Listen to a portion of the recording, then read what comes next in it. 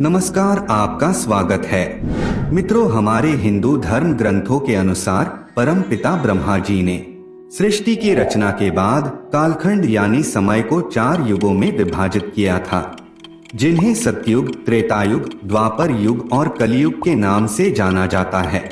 ऐसे में फिलहाल हम सभी जिस युग में जी रहे हैं, पुराणों और शास्त्रों के अनुसार इसे कलयुग कहा जाता है। कलयुग से पहले भी 3 युग बीत चुके हैं, जिसमें है त्रेतायुग, द्वापर युग और सतयुग। त्रेतायुग का भी अंत हुआ था और सतयुग का भी।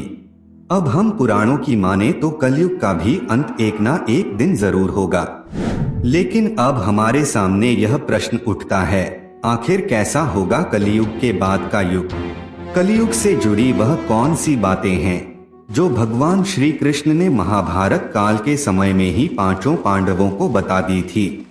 इसके साथ ही भगवान श्री कृष्ण ने पांडवों को कलयुग के इंसानों से जुड़े कुछ ऐसे रहस्य भी बताए थे, जिनको सुनने के बाद आप भी दांतों तले अपनी उंगलियां दबा लेंगे। और अगर आप भी इन सभी रहस्यों के बारे में जानना चाहते हैं तो हमारी आज के इस वीडियो को बिना स्किप किए हुए अंत तक जरूर देखते रहिए। अब आपका ज्यादा समय न लेते हुए वीडियो की शुरुआत करते हैं। मित्रों, महाभारत के अनुसार जब पांडवों ने जुए में अपना संपूर्ण राजपाट हारकर वन में जा रहे थे, तभी पांडवों ने भगवान श्री कृष्ण जी से पूछा, है माधव, हमने तो ऐसा कोई बड़ा पाप नहीं किया है, फिर भी हमें इतना बड़ा दंड क्यों मिला?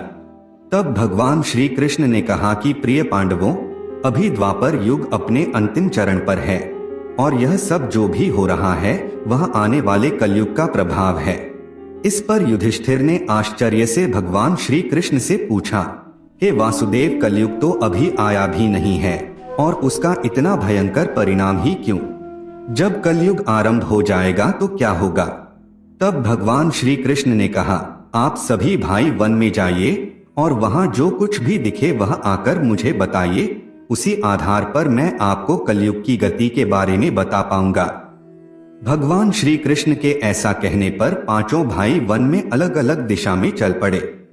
5 भाई वन में जाकर जब वापस लौटे तो हर कोई वन के दृश्य को लेकर हैरान था। वन से लौटने के बाद 5 पांडवों के मस्तक पर सिकंद था, वह किसी उलझन में पड़े हुए नजर आ रहे थे।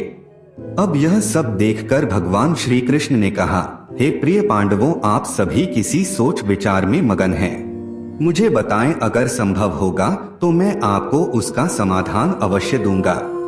इसके बाद भीम की उत्सुकता कलयुग के बारे में जानने के लिए काफी ज्यादा बढ़ जाती है और वे श्री कृष्ण जी से कहते हैं, प्रभु, मैंने देखा कि एक गाय अपने बछड़े को इतना अधिक सहलाकर चाट रही थी जिससे उसके शरीर से खून निकलना शुरू हो जाता है, ऐसा क्यों? इस पर श्री कृष्ण कहते हैं, तुमने देखा एक गाय अपने बछड़े को इतना अधिक चाहती है कि उसके शरीर से रक्त निकलना शुरू हो जाता है, तो इसका अर्थ है कि कलयुग में भी माँ बाप अपने संतान पर इतना अधिक प्यार लुटाएंगे कि उसका कभी विकास नहीं हो पाएगा।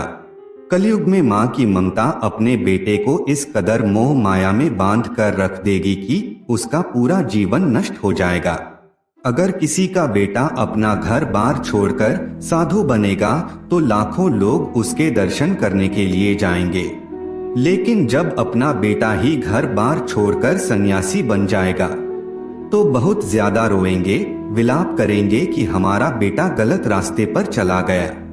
भगवान श्री कृष्ण जीवन की वास्तविकता को बताते हुए कहते हैं कि मनुष्य को यह समझना होगा कि तुम्हारे पुत्र तुम्हारी अमानत नहीं है, बल्कि उनके पत्नियों की है, और तुम्हारी पुत्रियां उनके पतियों की।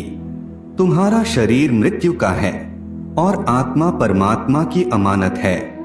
इसी तरह भीमसेन के बाद अर्जुन ने बताया कि उसने एक पक्षी को देखा जिसकी पंख पर वेदों की रचाई लिखी हुई थी, परंतु वो एक मनुष्य का मांस खा रहा था। यह देखकर मैं हैरान हो गया। इसका अर्थ क्या है, इसके बारे में मुझे बताइए।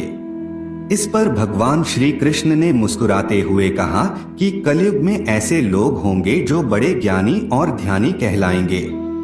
विज्ञान की चर्चा तो करेंगे, लेकिन उनके आचरण एकदम राक्षसी होंगे। बड़े पंडित एवं विद्वान लोग कहलाएंगे, किंतु यह देखते रहेंगे कि कौन सा मनुष्य मर जाए और हमारे नाम अपनी संपत्ति कर जाए।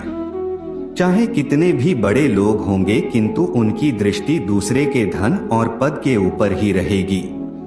और सत्पुरुष तो बहुत ही कम आपको कलयुग में देखने को मिलेंगे। कलयुग में इंसान मेहनत से धन अर्जित करने की बजाय दूसरों के घरों में चोरी करना और दूसरों की संपत्ति पर जबरदस्ती कब्जा करने वाला होगा। अपने दोनों भाइयों की तरह सहदेव ने भी भगवान कृष्ण से वन की बात बताई। सहदेव ने बताया कि उसने वन में अनेकों कुएं देखे, जिनमें से केवल बीच का कुआं खाली था, जो कि सबसे गहरा था। कृष्ण ने सहदेव को इसका अर्थ बताते हुए कहा कि कलयुग में धनी लोग लड़का लड़की के विवाह में, छोटे बड़े महा उत्सव में, सत्ता के लालच में बहुत ज्यादा पैसे खर्च कर देंगे, किंतु अगर किसी भूखे को देखेंगे तो उनकी सहायता करने में भी किसी व्यक्ति को कोई रुचि नहीं होगी। उनका अपना ही सगा भूख से मरेगा, फिर भी वह लोग उसे देखते रहेंगे। दूसरी ओर मौज मस्ती, मदिरापान, खाना, सुंदरता और व्यसन में पैसे उड़ाते रहेंगे, किंतु किसी के दो आंसू पहुंचने में किसी को भी कोई दिलचस्पी नहीं होगी। कहने का तात्पर्य यह है कि कलयुग में अन्न के भंडार होंगे, लेकिन लोग भूख से मर जाएंगे। श्री कृष्ण के मुंह से इस तरह की बात सुनकर एक पल के लिए सभी काफी दुखी हो जाते हैं, लेकिन इस कटु सत्य से भी मुंह नहीं मोड़ सकते थे।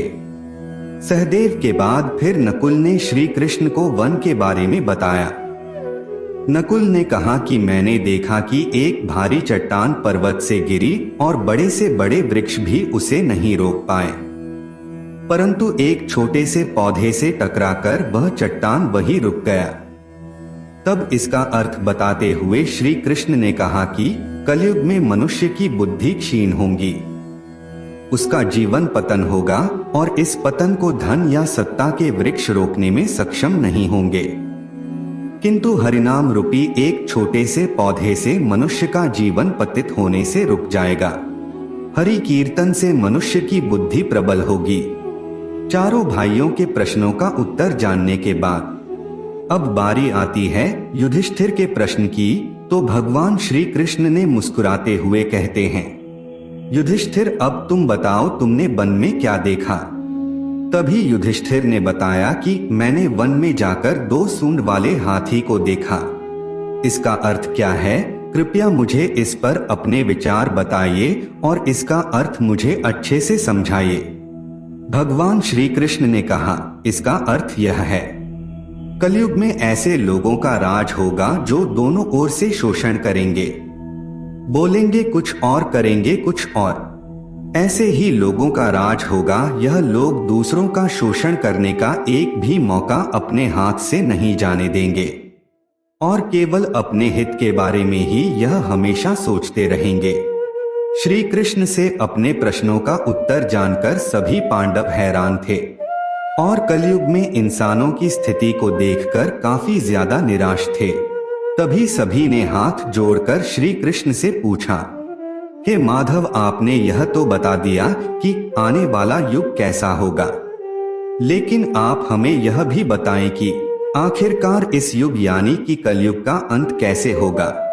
तब श्री कृष्ण कहते हैं कि कलयुग के अंत में मनुष्य की आयु मात्र 12 वर्ष की रह जाएगी। इस दौरान लोगों में दुर्भावना बढ़ेगी। कलयुग की उम्र जैसे जैसे बढ़ती जाएगी वैसे वैसे नदियां सूख जाएंगी और अन्याय से धन कमाने वाले लोगों में बढ़ोतरी होगी। मनुष्य किसी की भी हत्या करने में भी संकोच नहीं करेगा। मनुष्य पूजा पाठ, व्रत, उपवास और सभी धार्मिक काम करना बंद कर देगा। गाय दूध देना बंद कर देगी। मानवता नष्ट हो जाएगी। लड़कियां बिल्कुल भी सुरक्षित नहीं रहेगी, उनका अपने ही घर में शोषण होगा। बाप बेटी, भाई बहन, कोई रिश्ते नहीं रह जाएंगे। एक भाई दूसरे भाई का शत्रु बन जाएगा। शादी जैसे पवित्र रिश्ते में भी खटास आने लगेगी। किसी भी व्यक्ति की शादीशुदा जिंदगी ठीक से नहीं चलेगी। पति पत्नी एक दूसरे से बेवफाई करने लगेंगे। कलयुग के अंत के समय में समाज हिंसक तरह से हो जाएगा। जो लोग बलवान होंगे उनका ही केवल राज चलेगा। और जब आतंक अपनी चरम सीमा पर होगा तो मैं स्वयं कल की अवतार लेकर पृथ्वी से समस्त अधर्मों का नाश कर दूंगा। फिर से धरती पर धर्म का बोलबाला होगा। मनुष्य भौतिक सुख की जगह मानसिक सुखों पर बल देगा। मनुष्य में एक दूसरे के लिए नफरत की कोई जगह नहीं होगी। चारों ओर प्यार ही प्यार होगा। मानवता की स्थापना होगी और मनुष्यों को परम ज्ञान की प्राप्ति होगी। लेकिन सतयुग आने में अभी काफी लंबा समय है। तो क्यों ना हम सभी लोग अपने धर्म और कर्म से सतयुग की तरह जीने का काम करें। ग्रंथों में भी इस बात का वर्णन मिलता है कि कलयुग में जो लोग धर्म और कर्म पर विश्वास करेंगे उन्हें सतयुग की तरह ही सुख की प्राप्ति होगी। इसीलिए अपने जीवन को सुखी बनाने के लिए आज से हरि का नाम जपना शुरू कर दें। तो दोस्तों, फिलहाल इस वीडियो में इतना ही। हम उम्मीद करते हैं कि आपको हमारा यह वीडियो पसंद आया होगा।